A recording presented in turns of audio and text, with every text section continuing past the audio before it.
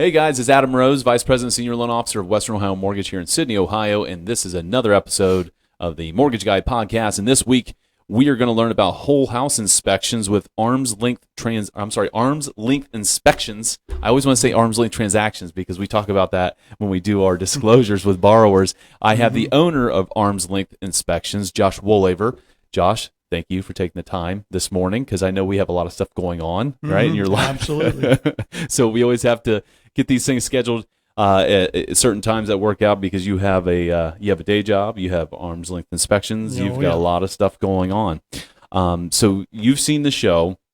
The first thing I usually do is we ask, do you have an irrational fear? So some of our audience members can get to know you a little bit better. Yeah, I do have an irrational fear. I'm not really afraid of much.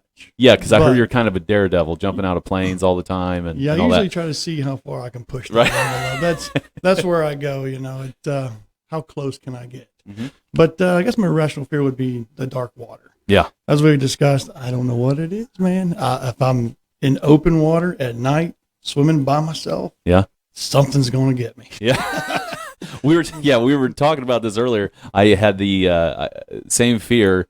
Not that I test the waters today as an adult, but like when I was a kid, I was talking about when we had a pool and this is the 90s, right? So we don't have these hard covers or anything like that where it keeps all the leaves out and we live out in the middle of nowhere. And, that first time you pull that cover off the pool and it is like black, like it is just full of leaves and everything. And, as a kid, you never want to stop. As soon as it comes open, it doesn't matter if it's clean or not, you want to jump in. But always had that memory of Jim Carrey on Ace Ventura, right? When on the first one, when he finds the big tank at the party and he thought he was finding Snowflake and then a great white shark pops out in that dark water. Man. So that's why I always picture. So I get it 100%. Yeah.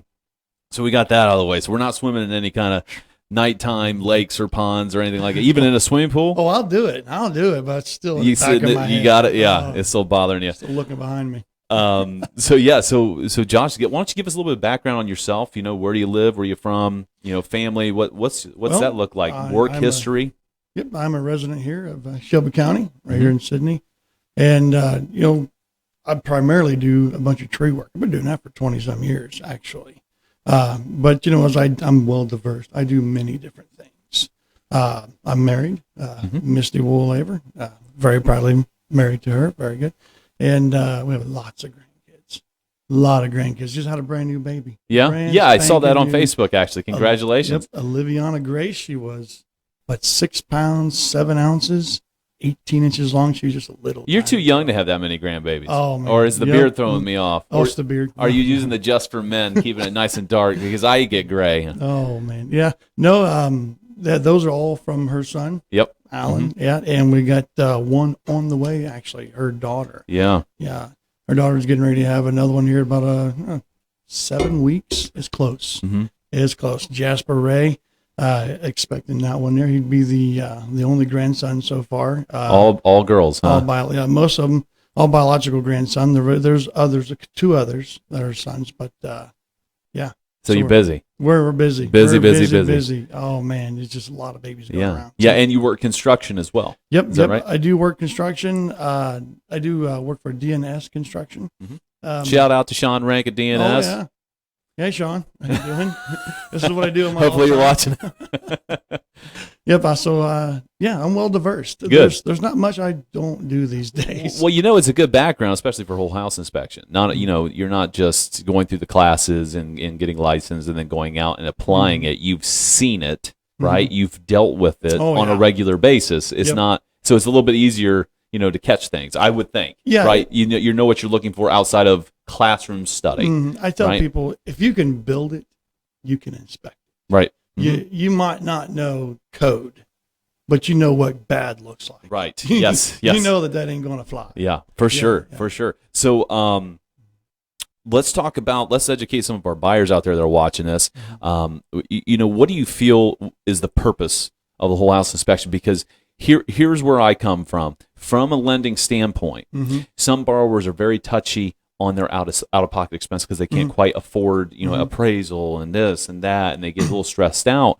I mean, I've talked about it before about what to expect on out-of-pocket expense. I think I did that a couple weeks ago, and we should be saving for these things.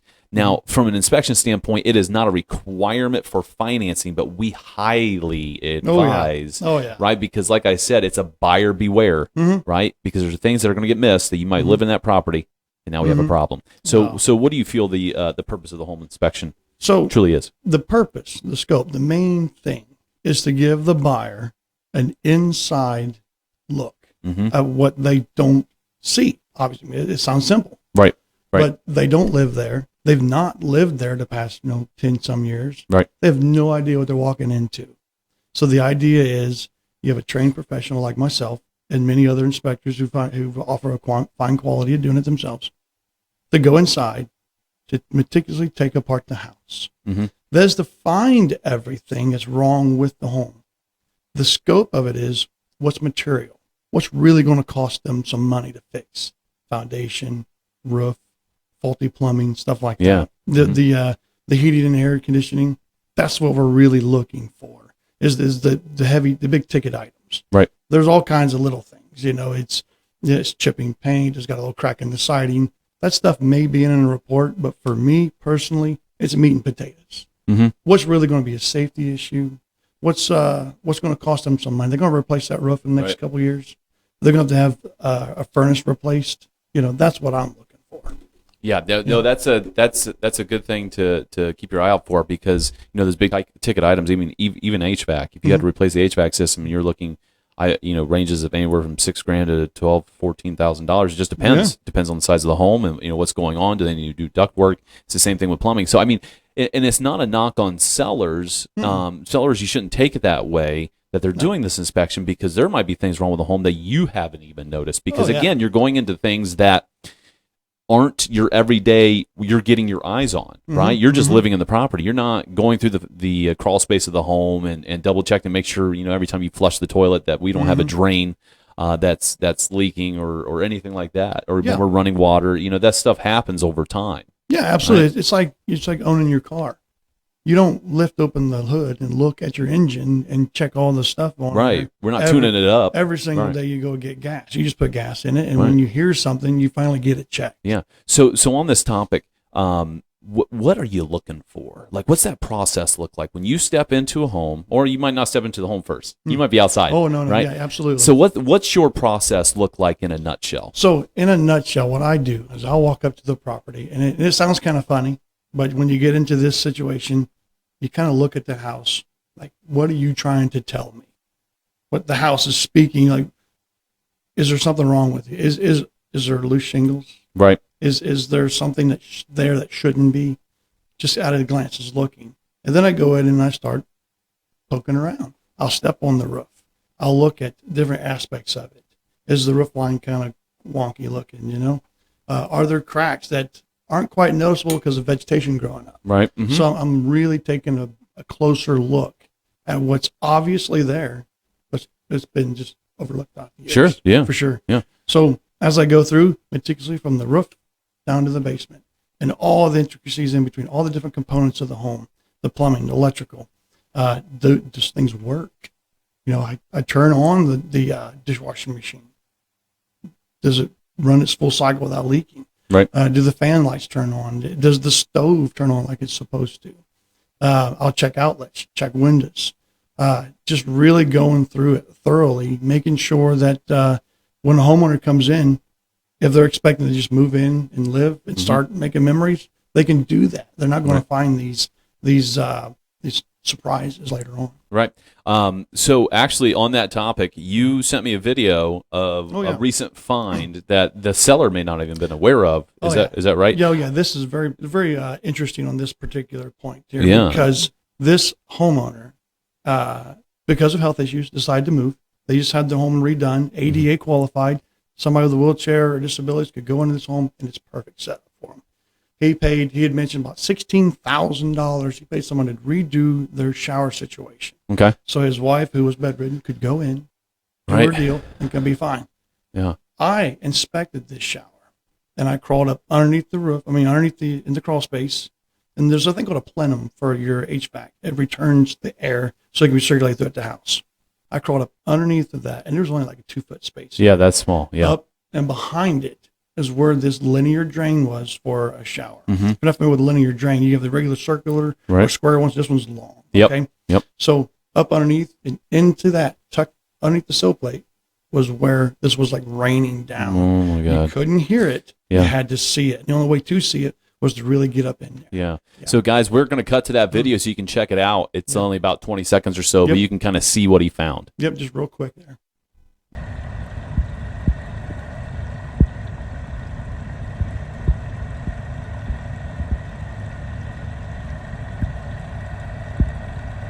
So those are some of the things that whole house inspectors are looking for. Obviously, it's not going to be that blatant all the time. Hey, look at this, it's raining water here. Yeah. But it might be small things.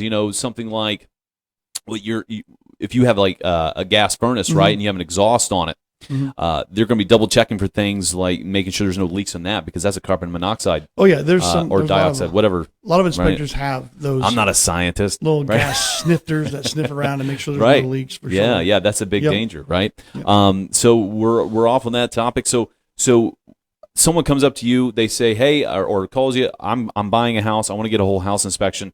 What's the primary goal for you as the whole house inspector to achieve for that borrower? Like, what are you trying to accomplish for them? And it kind of rolls into after that, what's that buyer going to do with this information? So what happens is somebody calls me up and says, "Hey, looking to buy a house. I need to hire an inspector. Mm-hmm. How much do you charge?" Everybody's always wants That's to know how always much the you question. charge. Yeah, right? how much do you charge for an inspection? And what some people are going for is they want the cheapest guy with the highest professional results, and it just doesn't happen. It doesn't. It does not happen. You can't say you get what you pay for, but you need to check your inspectors out. Call them, ask them questions. I don't know any inspector that doesn't like talking about inspections. Right. That's what we do. So find out, is that inspector a good fit for you? The price might be a little on the higher side, but what do they offer? Are they offering Right. stuff that other people aren't? So what the deal here is you got to be comfortable with the person inspecting your home, because you're going to be there with them. Right. Typically, I have the person come in the last half hour of the inspection, and I'll give a verbal summary of what I found. Sure. And the idea is to allow that buyer to say, "Oh, wow, okay, so the big bad inspection's done. What did you find? How horrible is the situation?" And typically what they find is it's not as bad as they think. The inspection is just there to give you peace of mind so that you know, moving forward, if there was anything that needed to be fixed, these are things you can systematically check off. Right. Yeah, that's basically what a home inspection is for, and that you're not buying somebody else's problems. Right. For sure. Yeah. Absolutely. And some of the information, once that buyer gets that inspection, a lot of times they're going to meet with their real estate agent and discuss some of the findings. Obviously, they want to discuss those findings with you to hit, hey, what are the high points of what I should be really concerned about here? And then that buyer can take that information and knowledge that you provided them and start negotiating again with the seller. Like if there's some hot items. Yeah, the purpose for me, specifically pointing a finger at me, is my goal is to hand a report to my client, who is the real estate agent's client, and not just absolutely murder their PIA, their post-inspection addendum, right? It's not the idea. You don't want 30-line items? Yeah. I've seen those. That sucks. You don't want that client saying, "Well, I want this, and this fixed." No. Those stuffs may need fixed. Absolutely. And guess what? The grass needs mowed too. Yeah. But that's not going to be in my report.